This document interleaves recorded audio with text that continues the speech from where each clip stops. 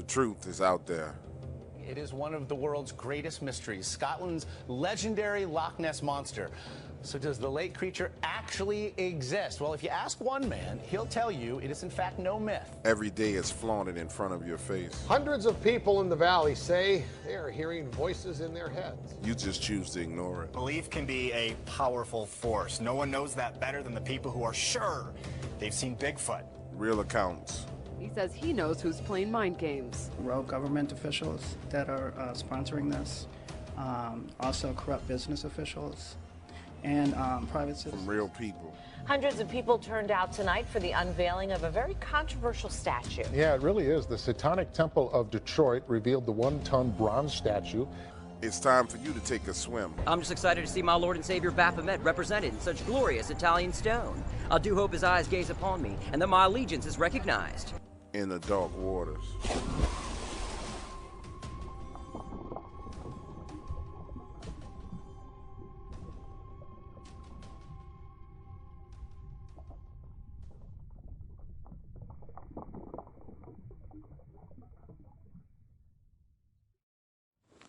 The Dark Waters channel is for entertainment purposes only. Although information in these stories can be traced back to relevant and true sources, Dark Waters strongly discourages its viewers, listeners, and subscribers from visiting the site of incidents and encounters discussed or revealed on the show. In other words, we will not be held responsible if you are attacked by a Dogman, molested by a Bigfoot, bitten by vampires, chased by chupacabras, abducted by aliens, accosted by the Men in Black, investigated or arrested by the local law enforcement, CIA, FBI, NSA, EPA, BLM, or another alphabet group, whether on U.S. soil or abroad. Thank you for tuning in, and enjoy the show. Tonight on the Dark Waters channel, we travel to the historic French quarters of New Orleans, Louisiana, and down to Decatur Street. There, nestled among many of the historic buildings, is one in particular, a place that houses some of the most well-documented paranormal activity in the entire city. Tonight, we proudly present the Angry Man of Sabisa's restaurant.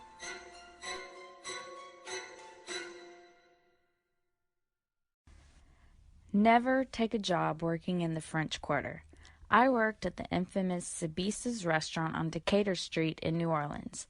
My job was to escort people around the 4-story historic building giving haunted tours. A number of spirits occupy the property, but the one I came in contact with was the most demonic and frightening. We called him the Angry Man. The Angry Man is a very large shadow creature that resides in the restaurant. It is he who visited me at my boyfriend's house in Covington, over 50 miles away from the city.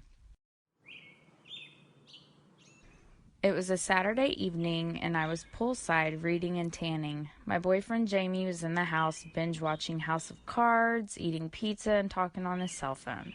So I decided to slip into the pool for a quick swim. The water felt so amazing. After all, it was hot. Southern Louisiana hot, and I had worked all week serving tourists and giving tours. Honestly, I was just completely worn out. As I swam from one end of the pool to the other, the water seemed to wash every care and concern away. The silence of being underwater was peaceful and soothing both to my body and mind. I rose for a brief moment to take a breath, then swam the distance back to the opposite end of the pool nearest the house. This back and forth went on for the next 15 minutes, and I was in heaven. On my way back towards the house, I could see someone through the water. Thinking it was Jamie standing poolside waiting on me to come towards him, I swam up as fast as possible, exploding out of the water in an effort to splash him. But when the water cleared from my eyes, what stood before me was not anything of this world. Looking down at me was this huge 7-foot-tall black shadow. Its shoulders and head slumped forward. I screamed while leaping backwards away from the edge of the pool, sinking into the water and water filling my lungs all at the same time. When I arose to the surface again, my boyfriend was running out of the house and diving into the pool to get me. Now choking, Jamie pulled me out of the water and dragged me to safety. I couldn't believe that it had followed me to his house. This creature had followed me home, and now here. Jamie claimed he didn't see it, and I wasn't sure if he even believed me. However, later that night, he had his own encounter with the angry man. As for my job at Sabisa's, this was the last straw for me. No job is worth that kind of trouble.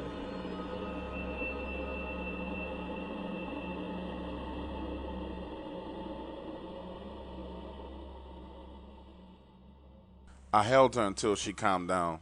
At the time, I admit, I was skeptical about everything. But something clearly happened to her. We've been dating since 2014, and I never seen Chloe act strange in any way. All of this drama started after she took the job working at Sabisa's. Nowadays, Chloe seemed tortured, and she was always so tired. She had come to my place outside of the city for some peace of mind. But it turns out neither one of us were safe from the angry man. Again, yes, I was skeptical at first, and I completely admit it. Part of me thought my girlfriend was having some type of mental breakdown. But all that would change later that night when I had my own encounter with the angry man. We fell asleep about 11 p.m. that night after watching episodes of MASH on Netflix.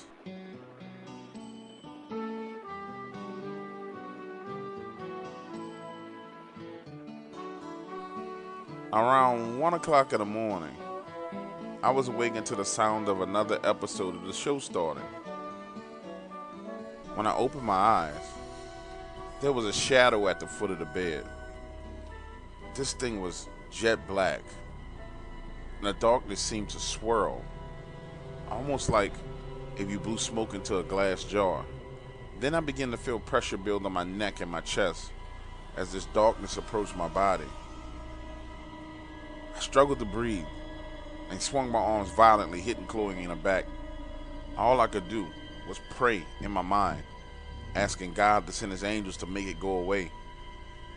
And as that thought was formed in my mind, the pressure gradually began to ease, and this thing moved off into the corner of the room, then up the wall and into the ceiling.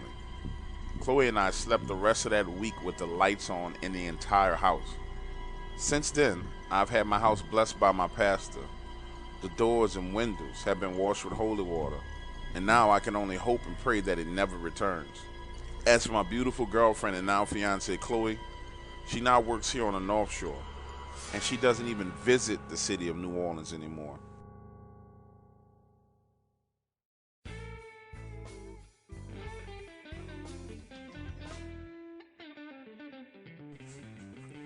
All right, guys, so that is the angry man, the story about the angry man from Sabisa's restaurant here in New Orleans on Decatur Street.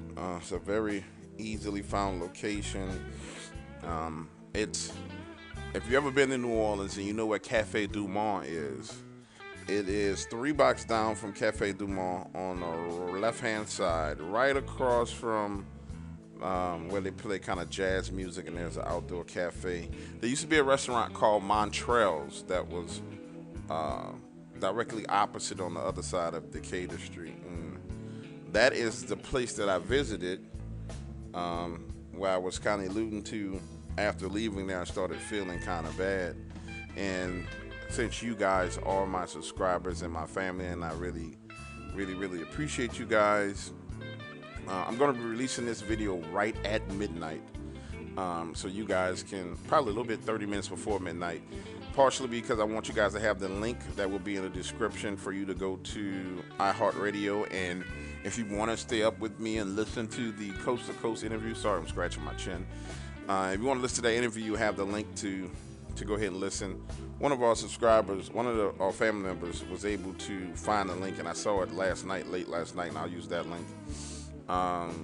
But so let me tell you about what happened to me when I'm at Sabis, to give you the whole story, because this is something I'm going to talk about on Coast. So the head historian, this is how old this place is. There's a historian for the place. His name is Graham. And so the owner is a guy named Aaron. I went through a couple of channels to get to Aaron, and he hooked me up with Graham, and so we go in and we start doing this little tour. Now this place does thousands of ghost tours per year because this is one of the most well-documented places in the city of New Orleans with paranormal activity. And just regular people who go on a ghost tour capture some of these most amazing photos of things that are going on in the restaurant. So we go through going into the restaurant. When you facing the bar, above the bar is this mural. And it's the freakiest thing you will ever see because there's this picture of what looks like a devil. They told me it was the depiction of Pan, which is pretty much what people kind of view as the devil, the goat-headed creature with the horns. And I'm sitting at the bar, and I'm talking to the bartender, and I'm like, hey, man, have you ever experienced anything crazy in here? He's like, me personally, no, I don't really believe in that stuff. And, I figure if you don't open yourself up to it, you won't experience it. Now, there's a bar back, which is the person that cleans the glass, the dishes, and there's the manager. And I'm asking this question. I'm looking at everybody's faces. The bar back, you can tell something happened to him because he looks completely creeped out that I'm asking him. And the manager looks at me and turns and walks off. And I'm like, okay, so these guys been through some stuff. So I have to wait on this guy, Graham, for about 15 minutes. He finally comes, and he takes me on a tour. We go through the building, go up to the second floor, and on the second floor is kind of this, is that the second floor? Yes, though it's the third floor. On the third floor, there's kind of this ballroom. And back in the days, this place was a speakeasy, and they played they did illegal gambling there. And you can tell this room was kind of you can see this being a place where somebody would come. It's upstairs. There's more than one way into the restaurant. There's kind of a back way that you can get in there. And you can tell that this place possibly was somewhere where people were gambling and all kind of illegal activities took place there. There was prostitution, and then there was, prostitution being a woman who may have a pimp or a mistress that is the head of the house, but also there were sex slaves there. Uh-oh, my still sinus is kicking in. Sorry, guys. And it was just a whole bunch of crazy activity there. So Graham is talking to me about the location, and he's giving me all the history of it. And, Huey P. Long's family and their criminal activity, a lot of it took place there, and just the whole slew of the history of the restaurant, along with accounts from many of the visitors who had previously visited the restaurant. Now, it's just opened back up within, I would say, the past 12 months. Prior to that, it was closed for like 5 years. And so the minute this restaurant opens up, people start coming in and they're saying, hey, I remember this happened to me here at Sabis. People are sharing their stories. Well, there's this chandelier in this room. And so I don't know why I position myself under the chandelier, but I do. And I'm positioned under the chandelier, and Graham is leaning on a table talking to me. And he's talking to me about the angry man, the spirit of the angry man that's there, and how it has harassed multiple beautiful women that have worked there. And he was like, if you notice, there's no women on our wait staff. The waiters are men. There are no waitresses here. And I was like, yeah. And he was like, if you look in the kitchen, it's all men in the kitchen. And I was like, wow, I did notice that. So, he's explaining all these things that have happened at this location. And while I'm standing on the chandelier, the lights start to flicker. And it's not like a subtle flicker. It's like off, on, get dim, get bright, get dim, get bright, off, on. Like, it's not like something that you can mistakenly say, oh, it's an electrical shortage. But he's like, well, you're standing in Mary's spot. That is where she manifests herself to our guests here. And again, guys, I'm always skeptical going into these situations, and I'm quickly learning to not be skeptical. And this is probably my last time ever going into a place like this. So I'm standing there, and my body starts to get hot. Like, I start sweating. And now keep in mind, it's not cool in the room. There's no it's not a whole bunch of air circulating in this room. There's no ceiling fans, but I wasn't hot. I had just walked from Decatur Street down to the restaurant, which is about about 8 blocks. I sat at the bar. I had a glass of water. It wasn't like I walked off the street and walked straight upstairs. When I got in that room, I wasn't hot. My body wasn't hot at all. So I'm standing under this chandelier, and my body gets hot, my pulse starts racing, start feeling kind of weird, but I'm continuing this conversation with him, right? And he's saying, you know, Mary doesn't like people standing in her space, and you should probably move. And I'm like, man, I'm not going anywhere. I'm not moving anywhere. No, that's not going to happen. So I'm telling you, man, Mary doesn't like people standing in her space. And he continues to talk, kind of like just brushing it off like, okay, you're not listening to me, but if I was you, I would move. So we're talking. He's explaining more of the history of the building. He's talking about why the building has bars on the windows inside of the building, on the back side of the building, and all different freaky, crazy things about this location. And then my mind tells me, hey, bro, you need to move. Like a voice in my head says, hey, bro, just move. And so I move. I move out of the spot. Instantly, I start feeling better. And so I'm like, okay, that's different. I feel different. I move closer to him. We continue the conversation. I said, well, let me test this again just to see what is what. So I go back under the chandelier and I continue talking. And keep in mind, when I move from under the chandelier, the lights stop flickering and everything stopped. Go back under the chandelier again, the lights flicker again. Not as much as they were doing previously, but it's just the bulbs getting dim and then getting bright, getting dim and getting bright. You know, you can tell something's going on with the lights. But only the lights on the chandelier are doing this. None of the other electricity, none of the other floodlights in the building are doing it. So I'm attributing in my mind to, you know, maybe this is an old chandelier that they kept here and that it is something that has a shortage in it, you know. Now I'm under the light. I'm not manifesting any symptoms. I'm not feeling anything. Nothing's going on. But as he's talking to me, he moves to my right to where he's directly, if I lifted my right arm up and pointed to him, he's right there. If I lift my right arm straight up and down, I can clearly see him. And I feel a tug at my pants, right by my butt where my jeans is. I feel a little bit of a tug. Enough of a tug for me to, you know, feel like someone touched me. So I turned to him. I said, hey, bro, I feel like something tugged on me. He was like, man, I told you to get from under the chandelier. And so at this point in time, I'm like, nah, something touched me. So I moved from under the chandelier. And I'm like, look, we're leaving out of this room. And we go into the little hallway. And then there's this set of steps. And he's like, hey, if you want to go all the way up to the top floor, that's the space where Mary hung herself. Her ghost is seen there. The ghost of her child is seen in there as well.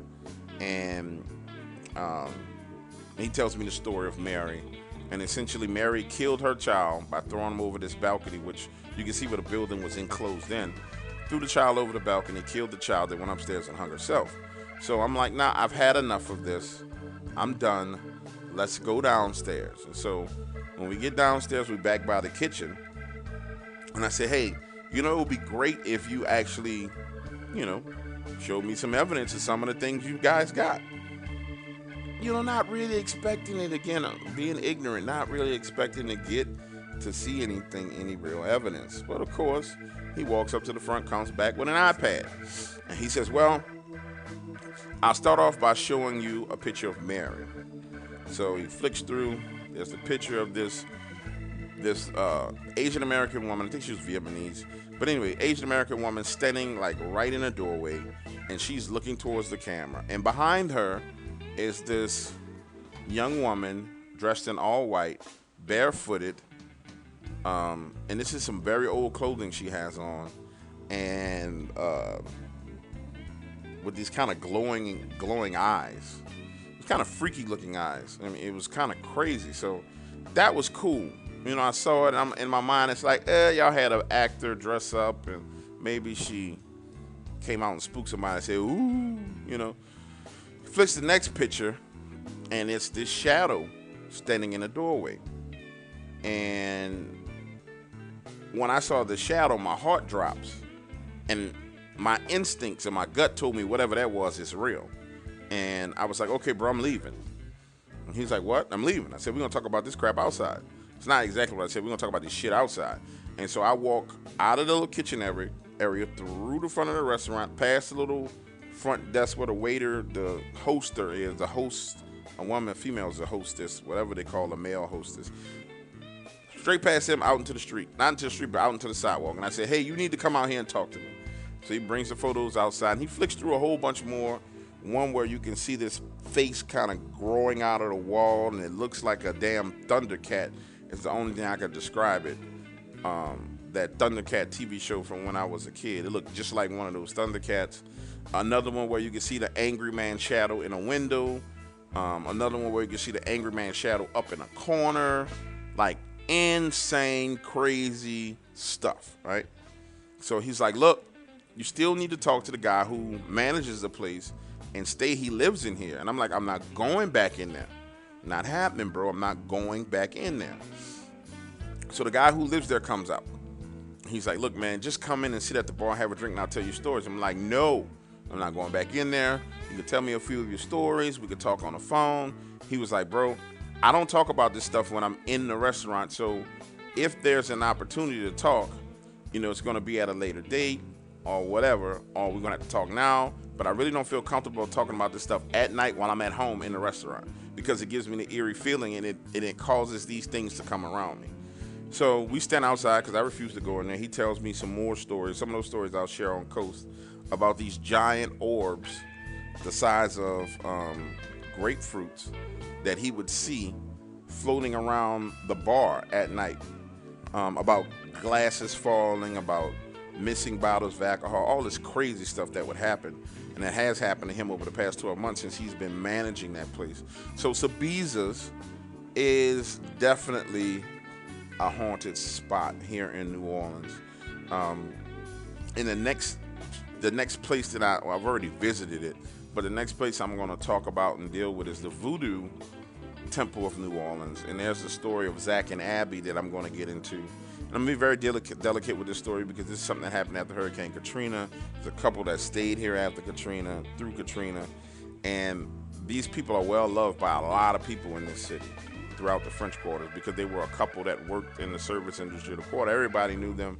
And it's just one of those things that I don't ever want to be accused of profiteering off someone's death and tragedy, because it is a very tragic story. But at the same time, I think it's a story that should be shared because it is true, and it's something that happened in my city. So I think that's the inside baseball on that story. Just to tell you guys, I'm getting ready to, I may sound a little more tired than normal. I stayed up kind of late last night, about 3 o'clock in the morning. I had an attack of sinuses where I went through a whole box of tissue, and I was trying to get my body to kind of be prepared to stay up late and talk. I can honestly say to you guys, because we're family, I'm a little bit nervous. Not nervous in the sense that something's going to go wrong, but nervous about this interview in the sense that if you've ever been an athlete in your life, and I don't care what sport it was you played, I don't care if it was Little League football, if you ran track, if you played volleyball, just before a game, there's this little nervous feeling that you get. And especially like throughout the game day, you get this kind of feeling, this little anticipation that builds up in your body. And that is just driving me crazy. I wish I could just start talking now and get it over with.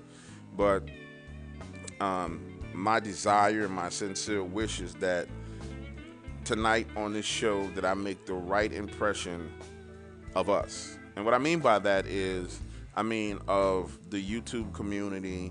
What I mean is of my subscribers and how encouraging and how enlightening and how intelligent you guys are. Because you guys are some of the most intelligent, in tune, aware, awake people that I know. And we're in a time now, a great awakening going on all over the globe, and you can see it with all the things that are happening.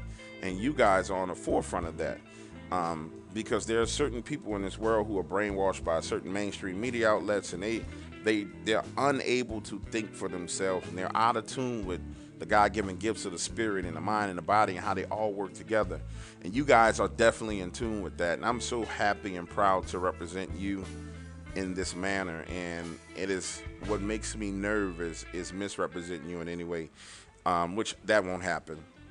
Believe me, that will not happen. I have always stepped up to the plate when it was time, and always been a performer. I've been a clutch guy for a very, very long time throughout a lot of different industries that I've been involved in. I'm that go-to guy. So I just want to make sure that I represent you guys well. And I think that at the end of the day, you will be proud of me, and I want you to be proud of me and I want you guys to really feel like, hey, this guy represented us well. And that goes for the other YouTube horror narrators. Even though I don't really have relationships with many of those guys, each of these guys are creators. And the process of creating, although my process is different, and sometimes it may come across if I'm knocking their process. I'm not. I'm an alpha male, so I'm saying my process is better, and there's nothing wrong with that. Nobody's gonna make me feel bad about that, but it is a creative thing, and this is an opportunity to shine light on all the creators that are here on YouTube and add a certain amount of validity to every one of the creators that are here, because these guys work hard. When you talk about a Brenton Swain who does probably 3 videos a week that he puts out, but I know Brenton probably records 6 to 9 a week. You know, we talk about a Vic Cundiff who's at 101 episodes of Dogman stories where he's talking to people.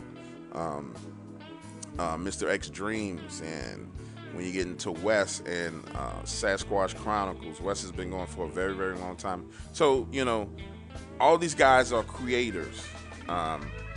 And there's a certain amount of credit that I think that they don't get. And not that I think, I know that they don't get, because of the outlets that, the alternative media outlets that are used. And so it's my sincere hope that I can shed some light on this alternative media outlet and allow people to see it in a different light and allow people to embrace it and become a part of it, because the mainstream media outlets, many of them are dying. I'm not talking about Coast to Coast. Coast to Coast has been around. I'm talking about from Art Bell to George Norrie to now. We're talking about years, but there are other outlets that are just not it. You know, there's no truth there. And Coast is one of those places there's always been truth. So with that being said, that is me sharing my doubts with you. It's a purge, and I'm gonna take a nap and rest and get ready to rumble. And Dave, if you end up listening to this, Dave Schrader, you made a great decision and by having me on the show. And I can promise you one thing: I'm not gonna let you down. I won't disappoint. So I love you all. Thank you. I appreciate you. Probably talk 2 times as long as the video, but who cares? That is what we do over here. Love you guys, and I will talk to you later.